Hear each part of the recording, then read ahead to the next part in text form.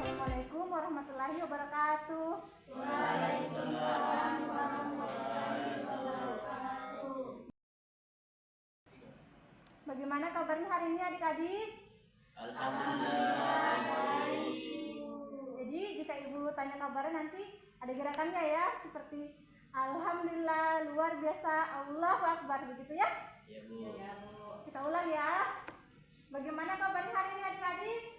Alhamdulillah luar biasa, Allahu Akbar. Satu kali lagi ya.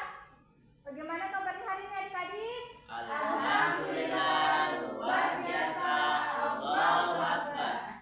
Baik. Sebelum kita memulai pembelajaran hari ini, silakan kepada ketua kelas untuk memimpin doa. Baiklah teman-teman, sebelum kita memulai pembelajaran hari ini, terlebih dahulu kita berdoa. Untuk itu, berdoa dimulai. Bismillahirrahmanirrahim.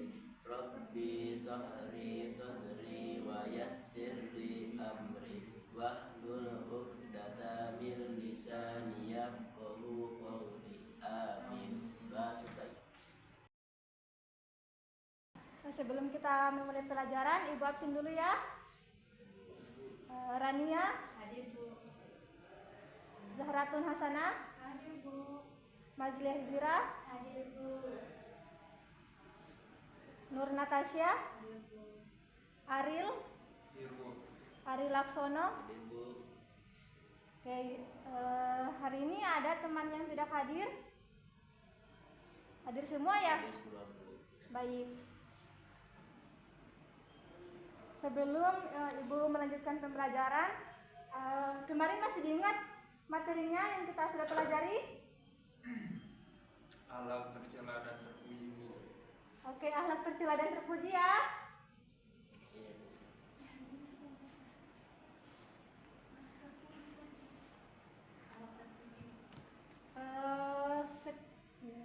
Kemarin kita sudah belajar tentang akhlak tercela dan terpuji. Jadi hari ini kita fokuskan saja di akhlak tercela ya.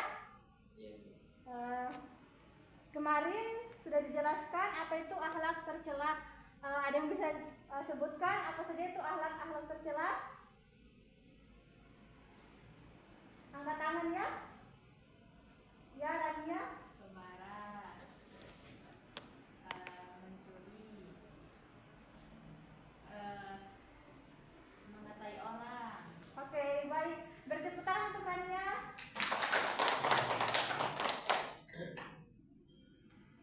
Oke. Lihat dulu ya materinya. Jadi sebelum kita mulai pembelajarannya di sini harus kita mengetahui dulu definisi dari akhlak tercela. Jadi akhlak tercela itu seperti apa? Kita sudah sering mendengar mengenai akhlak tercela. Ada yang bisa mendefinisikan dari akhlak tercela? Ya, saya Bu. Ya, Rania. Jadi akhlak tercela itu adalah akhlak yang dilarang oleh Allah Subhanahu wa taala. Dan akhlak tercela itu akhlak yang tidak baik. Dan ketika kita melaksanakan akhlak-akhlak tercela ini, maka kita akan mendapatkan dampaknya, kebanyakan dampak negatifnya dan mendapatkan dosa. Baik, beri aplaus dulu untuk Rania. Jadi akhlak tercela itu akhlak yang jika kita melakukannya itu pasti berdampak yang tidak baik untuk diri kita maupun juga untuk orang lain. Jadi langsung saja di sini kita masuk ke tujuan pembelajarannya.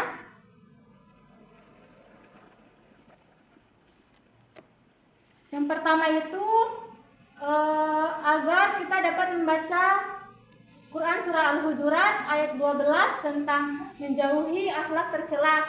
Yang kedua itu agar untuk bisa menganalisis makna yang terkandung dalam Quran surah Al-Hujurat ayat 12. Dan yang ketiga agar kita dapat menghindari akhlak tercela.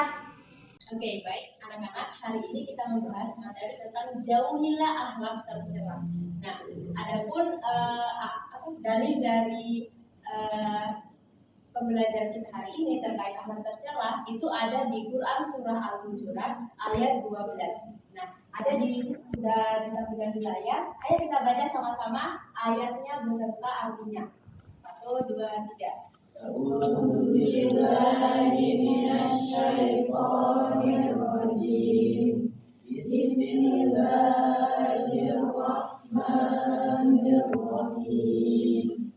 Ya ayyuhallazina amanu ijtanibu katsiran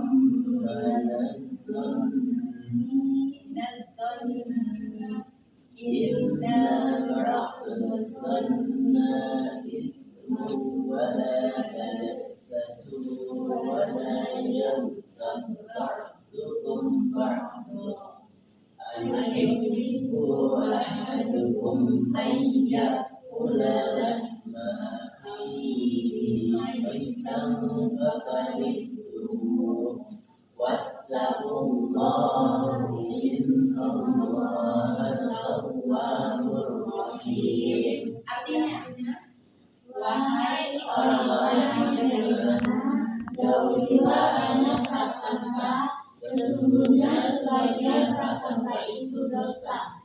Janganlah mencari-cari kesalahan orang lain, dan janganlah ada di antara kamu yang memuji sebagian yang lain.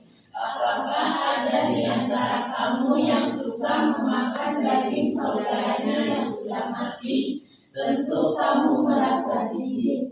Bertakwalah kepada Allah. Sesungguhnya Allah Maha Penerima Taubat lagi Maha Penyayang. Oke, baik, kita sudah membaca dalilnya Quran surah Al-Hujurat ayat 12. Selanjutnya materi kita kan membahas tentang akhlak tercela. Jadi sebelum kita lanjut ke pembahasannya, ada yang tahu akhlak tercela itu apa? Ada yang bisa sebutkan? Ada yang sudah tahu? Oh, belum semua ya. Oke, jadi anak-anak, akhlak tercela itu akhlak yang tidak baik, akhlak yang dilarang oleh Allah Subhanahu wa taala. Dan kita tidak boleh menerapkan akhlak-akhlak itu. Ketika kita menerapkan akhlak-akhlak ini, kita tidak akan mendapatkan keuntungan. Kita malah rugi. Bahkan bukan hanya diri kita saja, tapi orang lain juga akan dirugikan. Dan parahnya juga ketika kita melakukan akhlak tercela ini, kita akan mendapatkan dosa. Jadi paham ya anak-anak? Oke, sudah paham pengertiannya? Oke, paham. Nah, jadi akhlak tercela itu banyak macamnya. Ada yang bisa sebutkan? Oke, belum ada. Jadi akhlak tercela itu akhlak yang jelek-jelek lah. Mulai dari mencuri, menceritakan orang, menggosip, meninggalkan sholat, kemudian marah, suka marah-marah, bisa juga mitigasi dan masih banyak lagi. Namun di sini kita akan membahas 3 jenis perilaku akhlak tercela. Yang pertama itu ada pemarah, yang kedua ada fasik, dan yang ketiga ada mitigasi. Yang pertama pemarah. Jadi pemarah itu adaptasi dari kata marah. Nah, marah itu adalah perubahan dalam diri atau emosi yang dibawa oleh kekuatan dan rasa dendam demi menghilangkan gemuruh atau rasa tidak terima di dalam hati. Nah, jadi marah ini itu ada perasaan kesal yang kita rasakan di dalam hati kita, dan itu sangat tidak nyaman sekali, kayak ada api yang harus kita keluarkan, paham ya? Dan sebenarnya marah ini itu normal anak-anak. Namun ketika kita mengeluarkan amarah itu dengan secara berlebih-lebihan, sampai kita merusak barang, sampai kita memukuli orang, mengatai orang tidak baik, misalnya memaki, itu tidak boleh. Itu masuk kategori akhlak yang tercela. Kalimat pemarah masuk ke kategori pemarah, dan pemarah ini tidak boleh kita lakukan. Kita harus tinggalkan ini karena pemarah ini sifat setan itu. Salah satu sifat setan. Dan kalau kalian kerjakan itu, maka kalian bisa sama seperti setan. Jadi pahamnya anak-anak? Paham, Bu. Ya, jadi marah itu sebenarnya ada baik, maksudnya normal lah. Ada yang baik, ada juga yang tidak. Nah, kalau marah yang baik, yang tidak baik itu seperti tadi, sampai kita merusak barang, kita menuduh orang, atau kita membanting barang atau merusak barang, kemudian memukul orang, menghina orang, kita membalas perlakuan orang itu dengan sama seperti mereka memperlakukan kita. Itu tidak boleh, kita harus tinggalkan itu. Nah, kalau misalnya marahnya dia tidak hanya mengeluarkan saya tidak suka begitu. Nah, kalau hanya seperti itu dan kita tidak sampai menghina orang yang membuat kita marah, tidak sampai kita memukul orang tersebut, tidak sampai kita memukul, merusak barang-barangnya, itu tidak apa. Yang penting kalian hanya mengeluarkan kalimat, saya tidak suka seperti itu, jangan seperti itu. Misalnya Rida dengan Mazdia. Nah, Rida ganggu Mazdia, misal mengambil barangnya Mazdia tanpa izin. Nah, Mazdia tahu.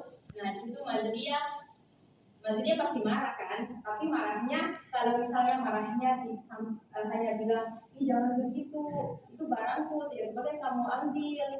Kalau bisa tuh ambil tapi izin. Nah, kalau seperti itu boleh. Maksudnya marahnya boleh. Walaupun dia marah, tapi dia tidak sampai mau pukul Rida, tidak sampai mau menghina Rida, tidak sampai merusak barangnya Rida, tidak kasar sama Rida. Nah, itu boleh kalau tidak sampai seperti itu. Namun kalau misalnya dia sampai kasar, sampai memukul Rida, itu tidak boleh. Itu masuk kategori pemarah, sifat yang tercela. Jadi sifat yang dilarang oleh Allah Subhanahu wa Ta'ala. Paham ya anak-anak? Oke. Jadi anak-anak, sebisa mungkin kita hindari atau kita tinggalkan sifat-sifat pemarah ini. Selanjutnya, apa sih tanda-tanda orang marah itu? Nah, jadi tanda orang marah di sini ada 4. Ada 4 poin. Yang pertama, megangnya urat dan otot disertai merahnya wajah dan kedua mata. Jadi kalau kalian lihat ada orang yang misal kalian habis jahili orang itu, nah orang itu tiba-tiba uratnya muncul, kemudian wajahnya merah, matanya juga ikut merah. Nah, itu bisa jadi tanda kalau dia marah. Dia sedang menahan kekesalan gitu. Dia ingin marah sama kalian, tapi dia tidak enak mengeluarkan, jadi tidak tertahan, seperti itu. Kemudian yang kedua, wajahnya cemberut atau muram dan dahinya mengerut. Nah, itu juga tanda-tanda orang marah. Kemudian yang ketiga, permusuhan dengan orang lain melalui lisan, tangan, kaki atau semisalnya. Maksudnya dia misal ada yang ganggu kalian. Nah, disitu kalian pasti tidak senang kan? Nah, kalau kalian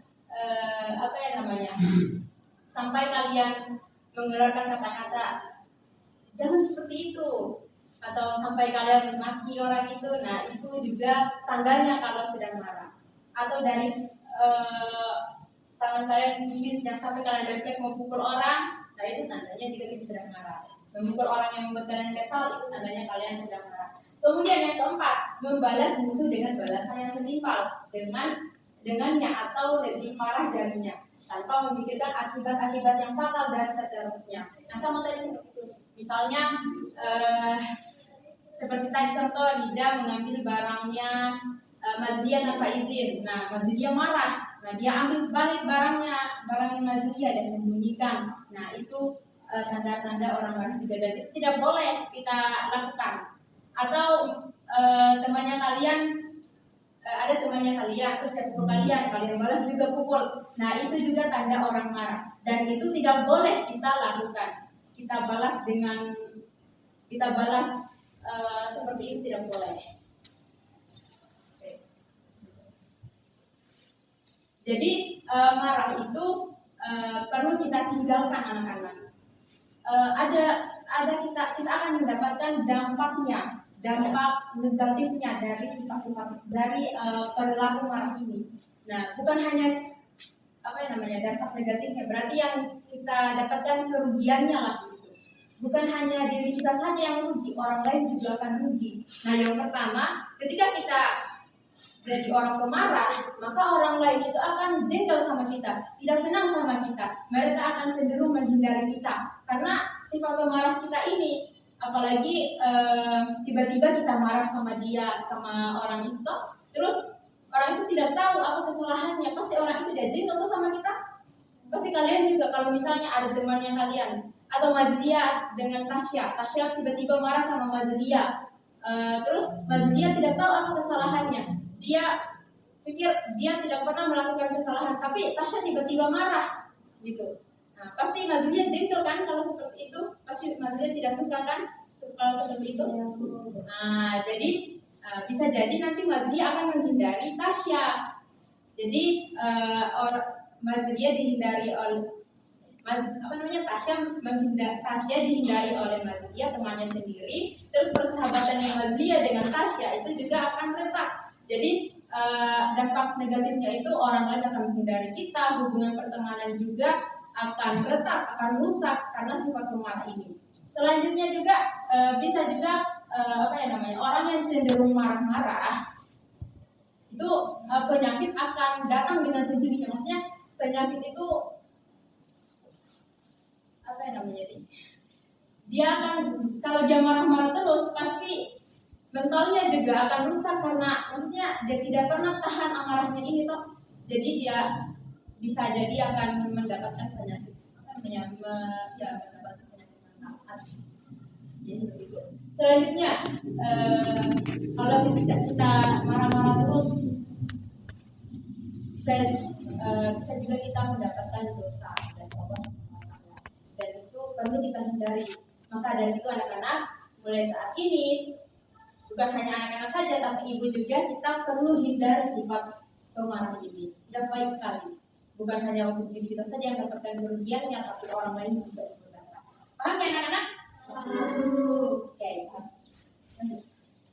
Selanjutnya itu fasik.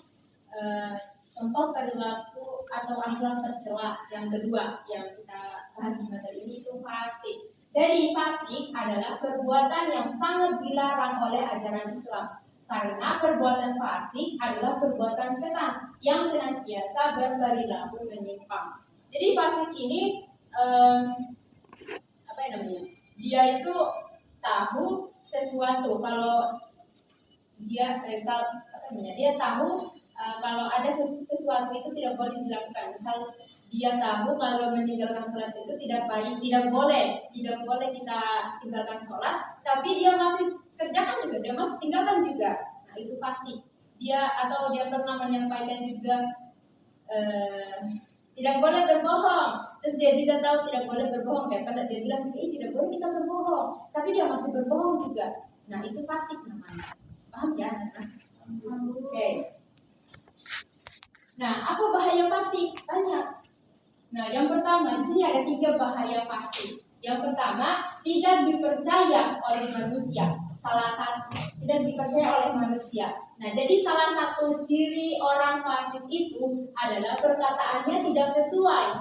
Dia menyatakan sebagai orang Islam, tetapi melakukan maksiat dan dosa besar.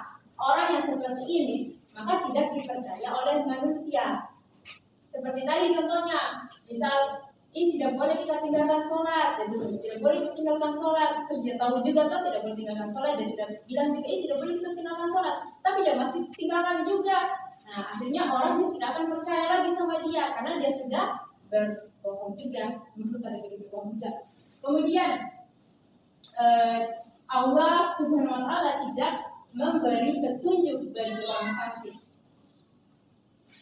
Nah, yang selanjutnya yang ketiga, Allah Subhanahu wa taala mengancam dengan siksa neraka jahanam bagi orang fasik. Jadi anak-anak perlu kita tinggalkan sifat-sifat seperti ini. Kita memperbaiki diri kita, jangan sampai kita kita ditempatkan di neraka jahanam karena sifat-sifat fasik ini, pemarah. Jadi seperti itu anak-anak.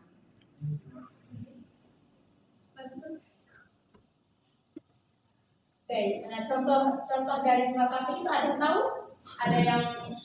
Ada yang bisa sebutkan? Tadi Ibu sudah jelaskan juga contoh dari sifat fasik. Jadi kan fasik ini dia tahu kalau sesuatu itu dilarang, tapi dia masih kerjakan juga. Atau dia sudah pernah bilang juga ini tidak boleh seperti ini, tapi dia masih kerjakan juga. Nah, ada yang tahu contohnya? Nah, ya silakan dulu ya. Ya silakan. Contohnya ketika kita mengingatkan orang untuk sholat tetapi kita tidak melakukan. Ya betul sekali. Ada lagi, ayo Mas Ilya, seperti apa tadi merokok bagaimana penjelasannya? Sudah diketahui, sudah diketahui. Ya, ayo. Sudah diketahui itu dosa besar, tapi masih dilakukan. Nah, kalau merokoknya di tempat umum, kan? Dan itu merugikan orang lain. Dan asam-asamnya itu kan kalau merokok di tempat umum, terus itu mengganggu ketenangan orang lain kan? Nah itu tidak boleh. Kita zolim sama orang namanya melalui asapnya itu, asap-asap rokoknya itu. Nah kalau kita sudah tahu kita kalau merokok terus di tempat umum, kita sudah tahu itu, tapi kita masih kerjakan juga, itu tidak boleh. Itu masuk kategori fasik. Oke, paham ya? Paham tidak? Paham Bu. Bagaimana Tasya, paham? Oke, Ari bagaimana paham? Oke, semuanya paham. Oke, jadi mungkin itu saja yang telah Ibu jelaskan tentang perilaku tercela. Ada 3 tadi yang kita bahas, ada pemarah, kemudian fasik dan aplikasi. Nah, kalau untuk materi yang pemarah sama aplikasi fasik ini Ibu Rania jelaskan. Nah, kalau untuk aplikasi itu akan dijelaskan oleh Ibu Zahratul Hasanah. Baik, kan tadi kan Ibu Rania sudah menjelaskan tentang pemarah, terus fasik. Nah, yang ketiga itu aplikasi. Nah, aplikasi merupakan sikap tidak adil seseorang kepada orang lain. Sikap ini tentu dilarang dalam Islam, sebab Islam itu menjunjung tinggi nilai-nilai keadilan. Contohnya itu seperti ada orang tua mempunyai 2 anak, yang satunya itu pintar, yang satunya itu agak sedang-sedang. Nah, orang tua ini lebih lebih bangga sama anak yang pertama, yang pintar tuh, ketimbang anaknya keduanya yang sedang-sedang ini. Tapi orang tua itu sebenarnya tidak boleh membandingkan kedua anaknya, karena akan menimbulkan seperti kecewa, iri, terus nanti orang tua kok mungkin dia perhatikan saya begitu. Terus contoh yang kedua itu mungkin orang tua, guru kepada muridnya. Mungkin tidak mungkin orang yang pintar toh, terus dia bisa, cuma pas dia angkat tangan itu ibunya tuh malah menunjuk tidak. Jadi mungkin apalagi nih mungkin guru itu pilih kasih kepada Rida, mungkin karena Rida mungkin guru itu guru tahu kalau Rida itu mungkin pintar terus berbakat, padahal dia juga bisa. Itu pilih kasih. Jadi dengan sebisa mungkin kita harus menghindari sifat pilih kasih, karena pilih kasih ini akan menimbulkan